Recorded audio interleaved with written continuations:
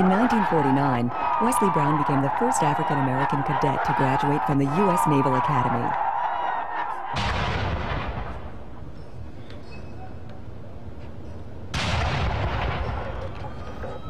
That same year, in a Chicago public housing community, Anthony J. Watson was born. Since the Cabrini Green neighborhood was often called a dead-end street to hopes and dreams, few people realized a future admiral had just been born.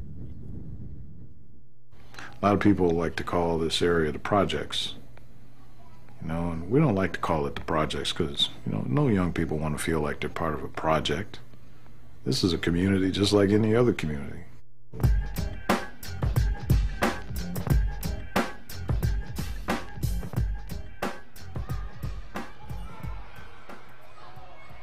Although Cabrini Green may appear a bit worn at the edges, Rear Admiral Watson remembers that at its heart there was pride.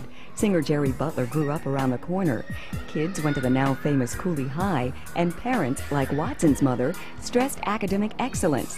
At 72, she still works at the same elementary school where she kept a loving eye on her 6 children.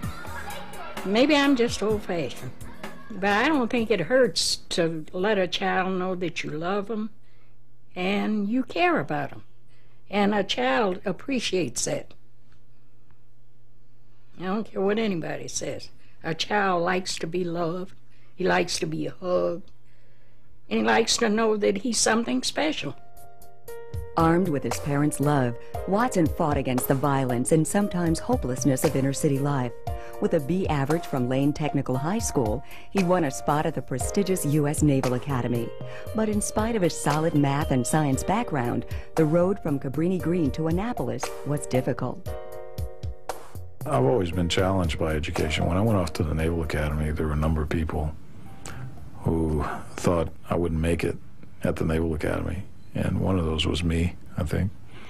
And so from the day I arrived, I pushed myself to ensure that I did make it because I didn't want to go home a failure.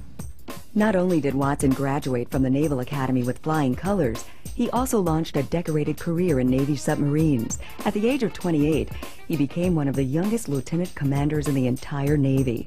While working his way up to being a commanding officer, Watson was involved in delicate missions from Taiwan to the North Pole. As commanding officer of more than 100 crew members aboard the tight confines of a nuclear submarine, Watson found that his degree in naval science was put to a critical test. One of the things you learn in the submarine business is that if you are ever interested in science, mathematics, or engineering, that everything you ever wanted to learn and put into practice you get to do on a submarine. Virtually every day, every time you turn a valve and you understand what the expected response is, every time you sit down with classmates on the ship and you go through discussions of thermodynamics or geometry, those things you share with others and teach as well as learn from others how important those elements of our academic background are to what we do on a day-to-day basis. Today, Rear Admiral Tony Watson is commander of the Navy Recruiting Command, responsible for hiring nearly 60,000 people each year, with a staff of 6,000 and a budget of $320 million.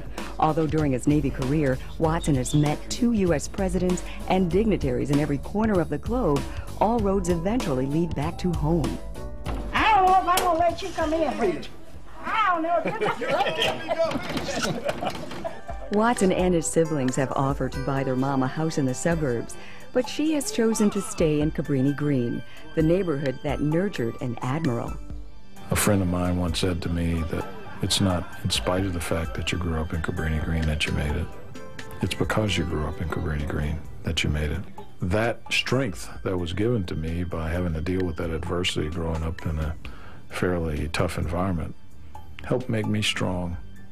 Helped make me strong enough to overcome any of the odds that were before me.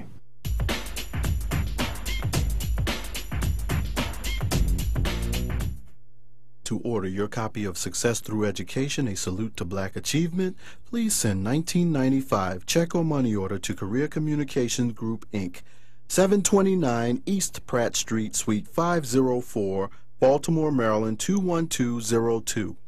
For more information, call 410-244-7101.